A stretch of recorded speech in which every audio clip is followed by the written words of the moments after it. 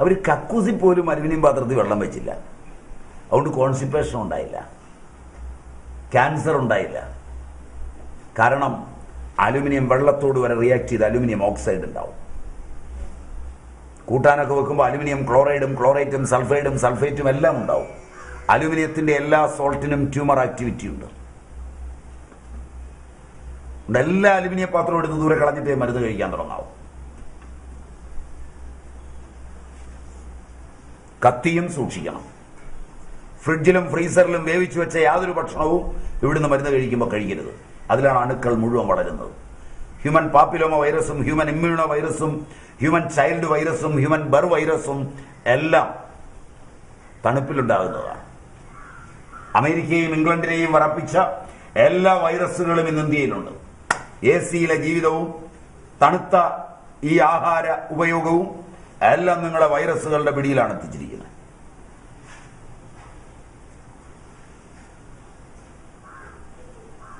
Microwave ഓവനിൽ പാചകം ചെയ്യുമ്പോൾ ഒരു വൈറസും ചാവില്ല. അതുകൊണ്ട് അവയും ഉപയോഗിക്കരുത്. ടെസ്റ്റ് ചെയ്ത് നോക്കാൻ നിങ്ങൾക്ക്. മൈദ തുടരുത്. ഗോതമ്പിന്റെ തവിടുമുമയും കളഞ്ഞ് അലോക്സാൻ എന്ന കെമിക്കൽ ചേർത്ത് സോഫ്റ്റ് ആക്കുന്ന മൈദ മാരകമായ ആരോഗ്യ പ്രശ്നങ്ങൾ ഉണ്ടാക്കുന്നതാണ്. അരിപ്പൊടി, പുട്ടുപൊടി ഇവയെല്ലാം അലോക്സാൻ ചേർന്നാണ് വരുന്നത്. മൈദ മാത്രമല്ല, ബീറ്റാ കോശങ്ങളെ ബാധിക്കുന്നതും ടൈപ്പ് 1 പ്രമേഹം ചെറുപ്പത്തിലേ ഉണ്ടാകുന്നതും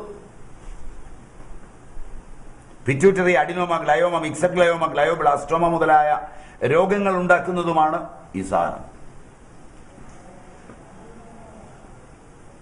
മൈദയുടെ പൂർണ്ണാവതാരമാണ് പൊറോട്ട. പൊറോട്ട തിന്നുന്നെങ്കിൽ ഇവിടുത്തെ മരുന്ന് വാങ്ങരുത്.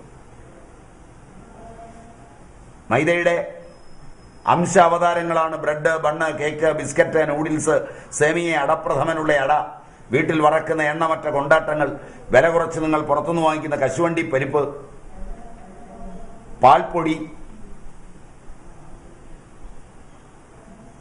വില കുറച്ച് 30 രൂപയ്ക്ക് വാങ്ങുന്ന അടിയന്തരത്തിനും കല്യാണത്തിനും ഉപയോഗിക്കുന്ന ബിരിയാണി റൈസ്, ഇതെല്ലാം മൈദയുടെ വേഷഭൂഷകളാണ്. ഇവയിലേത് കഴിക്കുന്നുണ്ടെങ്കിലും ഇവിടുത്തെ മരുന്ന് വാങ്ങരുത്.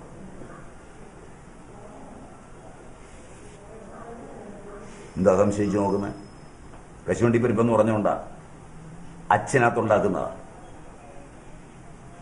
ബിരിയാണി റൈസ് അച്ഛനകത്തുണ്ടാക്കുന്നതാ. വെള്ളത്തിലേക്ക് ഇട്ടാൽ നീളും. അല്ലാതെ ഒറിജിനൽ ബസുമതിക്ക് എവിടെയെങ്കിലും പരസ്യം വേണോ? സിനിമാ നടന്മാരുടെ പരസ്യം വേണോ ഒറിജിനൽ ബസുമതിക്ക്?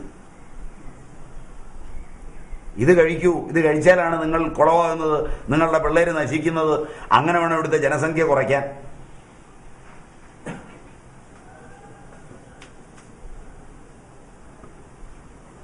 ഇതൊക്കെ തിന്നുന്നവർ ഇവിടുന്ന് മരുന്ന് വാങ്ങരുത്. വലിയ പാടാണെന്ന് മനസ്സിലായില്ലേ? ഇവിടുത്തെ ചികിത്സ വിഷമമാണെന്നെങ്കിലും മനസ്സിലായില്ലേ? പുറപ്പെടുമ്പോൾ വിചാരിച്ചെന്താ, സ്വാമി നുള്ളി എടുക്കുന്ന അക്കി എടുക്കുമെന്നൊക്കെ ആയിരിക്കും വിചാരിച്ചിരിക്കുന്നത്. ഞാൻ രോഗം നുള്ളി എടുക്കുകയും അക്കി എടുക്കുകയും ഒപ്പിയെടുക്കുകയും മുത്തിയെടുക്കുകയും കെട്ടിപ്പിടിച്ചെടുക്കുകയും തലേക്കാൽ വെച്ചെടുക്കുകയും വെള്ളം കുടഞ്ഞെടുക്കുകയും ഒന്നുമില്ല. ഒരു അഭ്യാസവും ഇരിക്കില്ല. അതാണ് മറ്റ് സിദ്ധന്മാരിൽ നിന്ന് എനിക്കുള്ള വ്യത്യസ്തത. അതും പറഞ്ഞുതരും, തീർച്ചയായും പറഞ്ഞുതരും. നല്ല സാധനങ്ങൾ കഴിക്കാൻ ഇഷ്ടം പോലെ കിട്ടും. അത് മേടിക്കാനുള്ള യോഗം ഉണ്ടാവും. കണ്ടാൽ തിരിച്ചറിയണം. അതൊക്കെ മാർക്കറ്റിൽ ഇല്ലാതായിട്ടില്ല. ഇല്ലാതായ പിന്നെ ഞാനിവിടെ ഇരുന്ന് പറയുമല്ലോ. അതിന് കാശ് കൊടുക്കുമ്പോൾ ബാർഗെയിൻ ചെയ്യാതെ മേടിക്കാനും പഠിക്കണം. അത് പറഞ്ഞുതരാം. ആദ്യം കഴിക്കരുതാത്തതാണല്ലോ ആദ്യം പറഞ്ഞുതരേണ്ടത്. നിങ്ങൾ കഴിച്ചുകൊണ്ടിരിക്കുന്നത് ഇതെല്ലാമാണല്ലോ. സിനോട്ട് ഇതെല്ലാമല്ലേ ഇപ്പൊ കഴിച്ചുകൊണ്ടിരിക്കുന്നത്. അതുകൊണ്ട് അതാദ്യം പറഞ്ഞിട്ട് ആയിക്കോട്ടെന്ന് വെച്ചാൽ, മുട്ടേറ്റ് ചെയ്ത യാതൊരു സാധനവും കഴിക്കരുത്. ഒരു തോട്ടത്തിലെ വാഴ ഒന്നിച്ചു കൊലയ്ക്കും, ഒരു തോട്ടത്തിലെ പൈനാപ്പിൾ ഒന്നിച്ചു കൊലയ്ക്കും. അതൊന്നും മേടിച്ച് ഉപയോഗിക്കരുത്. അത് ഹോർമോണിലാണ്. 27 ദിവസം കൊണ്ടാണ് ഒരു കോഴി പൂർണ്ണ വളർച്ചയെത്തുന്നത്. 2 കൊല്ലം എടുക്കും ന്യായമായി ഒരു കോഴിക്കുഞ്ഞിനെ വളർത്തിയാൽ.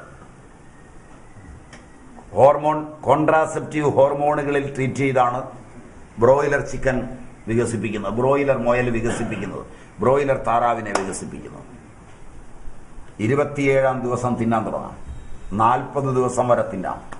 40-ാം ദിവസം അതിന് വാർദ്ധക്യമാവും, വേവില്ല, നാരാവും. 48 വരെ അത് ജീവിച്ചാൽ ഹൃദയം പൊട്ടിയേ ചാവും. ഹൃദയത്തിന് ഇന്ന് വരുന്ന ബ്ലോക്കിൽ നല്ലൊരു ശതമാനം ചിക്കോയിലിൽ നിന്നാണ്. അമേരിക്കയിലും ഇംഗ്ലണ്ടിലും കോഴിയെ കെട്ടിത്തൂക്കിയിട്ട് അതിൻ്റെ എല്ലാം പറിച്ചു കളഞ്ഞ് ഒരു പ്രത്യേക ആവേഗത്തിൽ കറക്കി ചിക്കോയിൽ മാറ്റിയിട്ടാണ് വിൽപ്പനയ്ക്ക് വരുന്നത്. നിങ്ങളുടെ നാട്ടിൽ അതുമല്ല.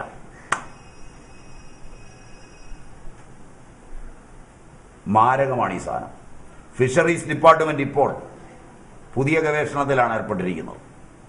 ഒമേഗ 3 ഓയിൽ ചിക്കൻ വഴി നിങ്ങളിൽ എത്തിക്കുന്നതിന് വേണ്ടി കോഴിക്ക് മത്തി തീറ്റയായി കൊടുത്ത് മത്തിയിലെ ഒമേഗ 3 ഓയിൽ കോഴിയിൽ കയറ്റിയിട്ട് പുതിയ പരീക്ഷണം വരാൻ പോവുക.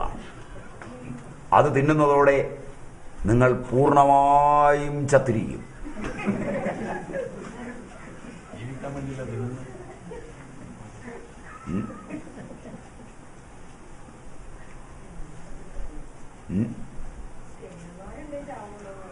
ഗവേഷണമാണ് മുഴുവൻ. നിങ്ങളുടെ ആധുനിക മരുന്നുകൾ ഉൾപ്പെടെ 5 കൊല്ലത്തിൽ കൂടുതൽ ആയുസില്ലെന്ന് ഓർക്കണം.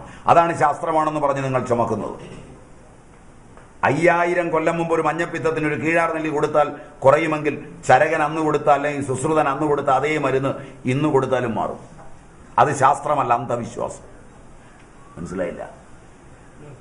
ഇന്നലെ രാത്രി ഒരുത്തൻ കണ്ടുപിടിച്ച് 30 കോടി രൂപയുടെ കച്ചവടവും നടത്തിയ സാധനം 3-ാം കൊല്ലം വളരെ അപകടകരമാണെന്നും ഒരുപാട് ബ്രെയിനെ ബാധിച്ചുവെന്നും ഒരുപാട് കുട്ടികളുടെ ജീവിതം നശിപ്പിച്ചുവെന്നും പറഞ്ഞാൽ അത് ശാസ്ത്രം. എത്ര വികലമാണ് നിങ്ങളുടെ ശാസ്ത്രം! ഇതിനെ ചുമന്നു കിടക്കുന്ന നിങ്ങളും നിങ്ങളുടെ മാധ്യമങ്ങളും നിങ്ങളുടെ ഭരണാധികാരികളും എന്ന് ഗുണം പിടിക്കും?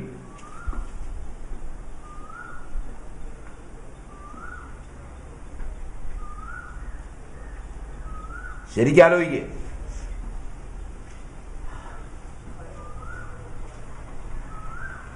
എന്നിട്ട് തീരുമാനം എടുക്കുക. അല്ലേ ശാസ്ത്രം ചുമന്നല്ലേ പോകുന്നത്? ശാസ്ത്രീയമായ ചികിത്സ.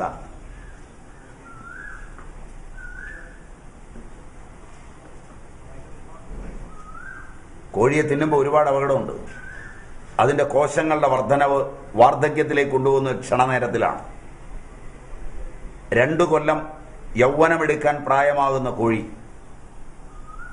ഒരുപാട് കൊല്ലങ്ങൾ ജീവിക്കുന്ന കോഴി കേവലം 48 ദിവസം മാത്രം ജീവിക്കുകയും 27 ദിവസം കൊണ്ട് പൂർണ്ണ വളർച്ച എത്തുകയും ചെയ്യുന്നുവെങ്കിൽ അതിനകത്ത് പൂർണ്ണ വളർച്ച എത്താൻ ചേറ്റിരിക്കുന്ന ഹോർമോൺ നിങ്ങളുടെ കുട്ടികൾ കഴിച്ചാൽ, ഗർഭിണികൾ കഴിച്ചാൽ എന്ത് സംഭവിക്കും? ആ ഹോർമോൺ എവിടെ പ്രവർത്തിക്കും? 1960കളിൽ കേരളത്തിലെ പെണ്ണുങ്ങൾ 18, 19, 20 വയസ്സിൽ ആദ്യത്തെ മെൻസസ് കാണിച്ചു. അന്ന് കോടതി 18 വയസ്സ് പ്രായപൂർത്തി പറഞ്ഞു. ശാസ്ത്രം രംഗപ്രവേശം ചെയ്തപ്പോൾ 1980-ൽ ആഹാരത്തിന്റെ രീതി മാറിയപ്പോൾ 14 വയസ്സിൽ സ്ത്രീകൾ മെൻസസായി. അതിനനുസരിച്ച് ആയുർദൈർഘ്യവും കുറഞ്ഞു എന്ന് മനസ്സിലാക്കണം. ആയുർദൈർഘ്യം ശാസ്ത്രീയമായി കൂടുകയല്ല. 20 വയസ്സിൽ മെൻസസ് ആയപ്പോൾ 120 വയസ്സുവരെ ജീവിച്ച സ്ത്രീകൾ 14 വയസ്സിലേക്ക് കുറഞ്ഞപ്പോൾ 84 വയസ്സിലേക്ക് ആയുർദൈർഘ്യം താന്നു. 1990 12, 13 വയസ്സായി. 2000 ആണ്ടിൽ 11, 12 വയസ്സായി. 2010 ഡെക്കേഡിൽ 7.5 മുതൽ 10 വയസ്സ് വരെയായി. അതിനനുസരിച്ച് വാർദ്ധക്യം നേരത്തെ എത്തി. 7 വയസ്സിൽ മകള് മെൻസസായി. 42ാമത്തെ വയസ്സിൽ അവൾക്ക് വാർദ്ധക്യമായതാണ് ക്യാൻസർ ആകുന്നത്. ക്യാൻസർ വാർദ്ധക്യമാണ്. ആരോഗ്യപരമായി വാർദ്ധക്യം മാത്രമാണ്, രോഗമല്ല. പിനിയൽ ഗ്രന്ഥിയുടെ